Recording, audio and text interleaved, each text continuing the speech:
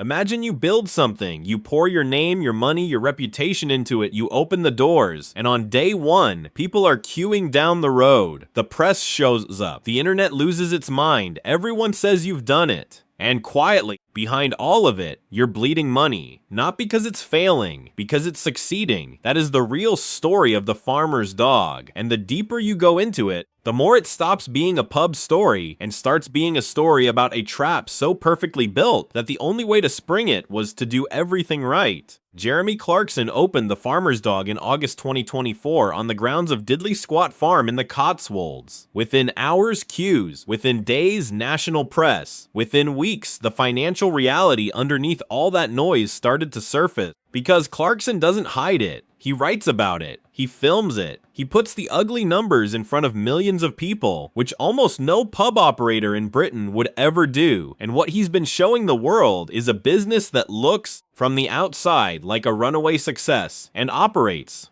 from the inside, like a very expensive lesson in what happens when you build a business around principles instead of margins. We're gonna go through every layer of this. The food cost problem that more customers cannot fix, the ancient law giving strangers the legal right to walk through his property whether he likes it or not. The staffing situation he's been surprisingly candid about. The uncomfortable history of the land itself. And the central question the whole thing hinges on, can a pub committed to 100% British ingredients ever actually be profitable? Or did Clarkson build something that was always going to bleed the moment it started working? Stay with this, because by the end, you're going to look at every successful independent pub completely differently. If you're new here, hit subscribe right now. We go deep on stories that look like one thing on the surface and turn out to be something entirely different underneath. This is exactly that kind of story. Let's start with the food, because this is where the trap is and where most people get it completely wrong. The Farmer's Dog operates on a rule: 100% British ingredients. Everything on the menu, every cut of meat, every vegetable, every dairy product sourced from British farms. This isn't a marketing line, it's a commitment. It comes directly from what Diddley Squat has always been about: putting money back into British agriculture, making the supply chain mean something, standing for the people growing the food instead of the corporations bypassing them. Morally, it's airtight. Financially, it's a structural catastrophe. Here's what that rule actually does to a pub's numbers. In UK hospitality, food gross profit margin needs to sit between 65% and 70% for a pub to operate sustainably. That means if a dish sells for £10, the ingredients cannot have cost more than £3.2 to £3.50. That's the industry baseline. That's what the numbers have to look like before labor, overheads, utilities, and everything else have any chance of being absorbed. British-only sourcing breaks that equation completely. British beef costs between 30% and 50% more per kilo than equivalently graded imported product. British lamb carries similar premiums. British free-range pork, exactly what you'd expect on a farm-to-table menu, costs more still, and it's not just meat. British seasonal vegetables sound romantic until you realize that seasonal means limited menu options for months at a time, and British means you cannot supplement with cheaper European produce when domestic prices spike.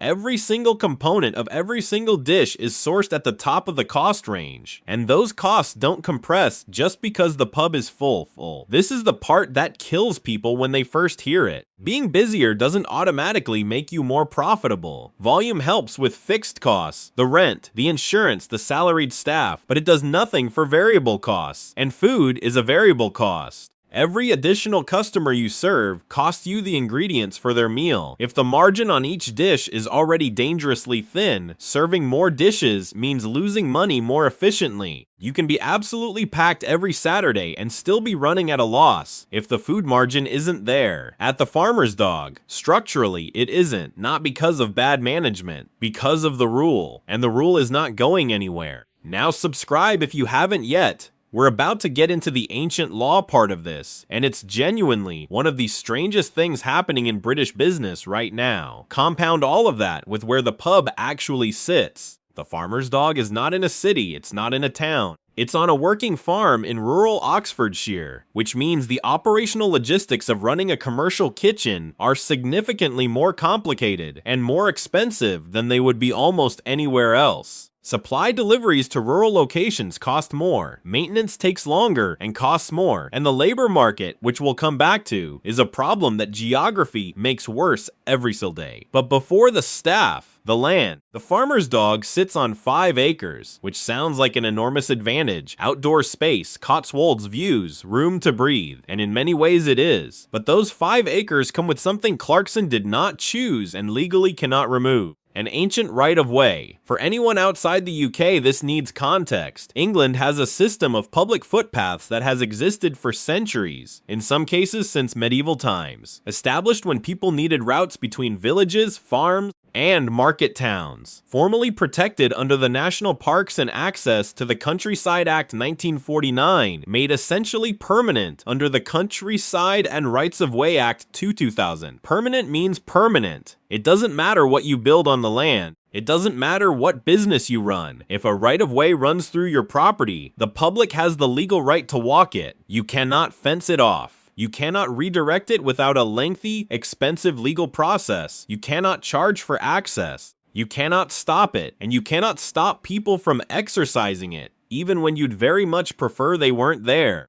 What this means for the farmer's dog in practice is that members of the public can walk through designated sections of the property regardless of what's happening at the pub. There are documented accounts of locals, some of whom have a complicated relationship with the entire diddly squat enterprise, specifically using this right-of-way as a form of friction, walking through the grounds during service, routing themselves directly past outdoor seating areas, and there is nothing Clarkson can do because the law is unambiguous. This is not accidental. The planning battle to open the farmer's dog was long and hard fought. The opposition didn't disappear when permission was granted, it just found different expressions. The right-of-way is one of them. It's a legal tool being used deliberately by people who never wanted the pub there in the first place. And for a pub operator trying to manage the outdoor experience, the atmosphere, the liability that comes with a licensed premises, having sections of your property that you legally cannot control is a serious, ongoing operational problem. Then there's the staff. Clarkson has been candid about this, more candid than most business owners would be, and what he's described is a staffing situation that reads like a case study in rural hospitality challenges. Finding skilled hospitality staff is hard in any context right now. The industry lost a significant portion of its workforce after Brexit, and it hasn't recovered. Rural locations make every part of this worse. City pub staff can use public transport. They can live nearby. They can pick up shifts at other venues. Rural Oxfordshire offers none of that. Staff need cars. They need to be willing to drive.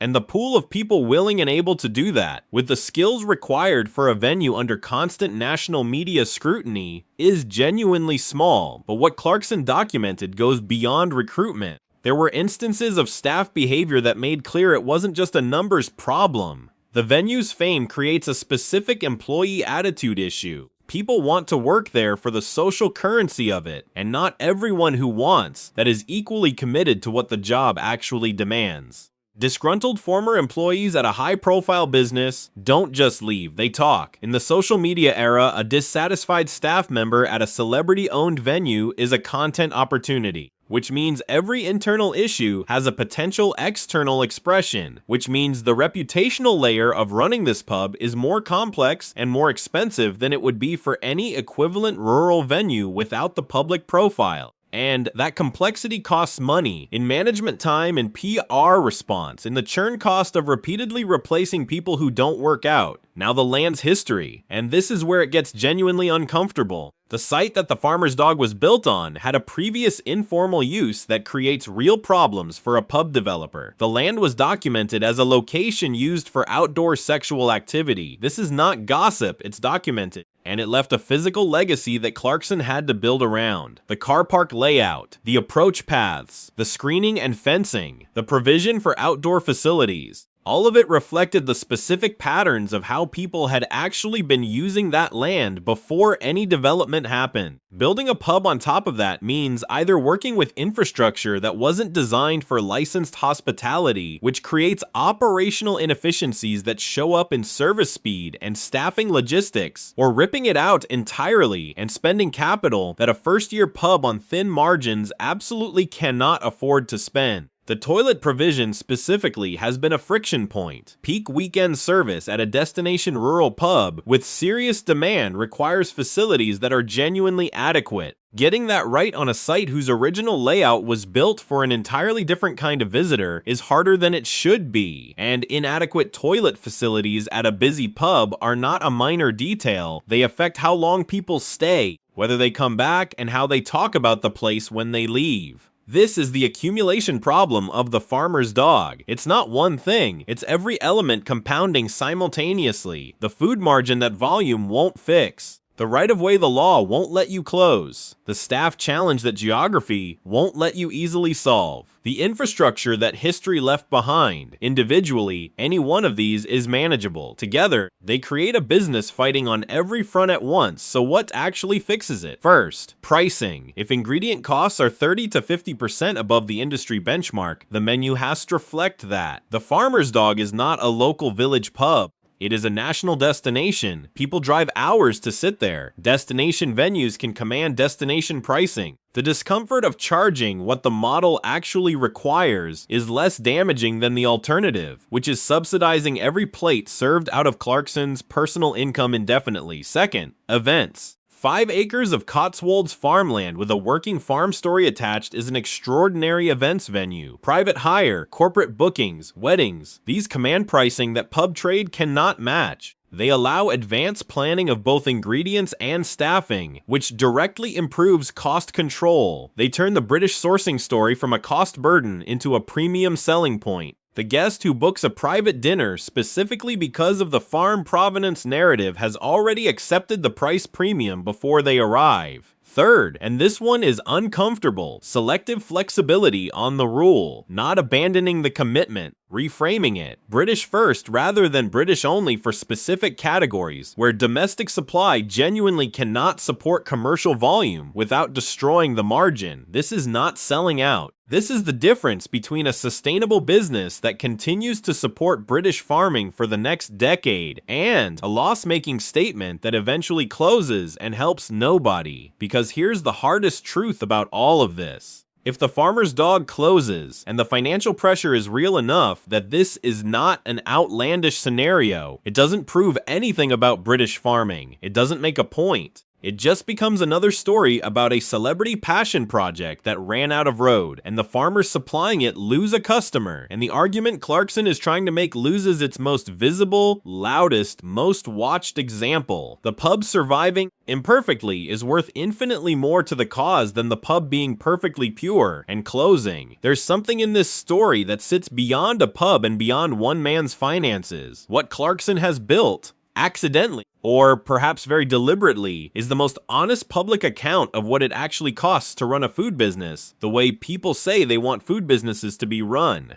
British ingredients, local sourcing, supporting domestic farming, operating under ancient laws that were never designed for the modern hospitality industry. Most businesses that make those claims make them selectively. They source British where it's easy. They source elsewhere when it isn't. They use farm to table as a marketing phrase while their kitchen runs on exactly the same economics as everywhere else. Clarkson is living it, and it's costing him. And he's showing you every part of that cost in real time, which almost no one else in his position would ever do. Whether the farmer's dog figures out how to survive on its own terms, or becomes a very expensive and very public lesson in the gap between principle and profit, it's going to tell us something true about British food, about British farming, about what it actually costs to mean what you say. Subscribe if you haven't, because the next chapter of this is coming, and you don't want to miss it.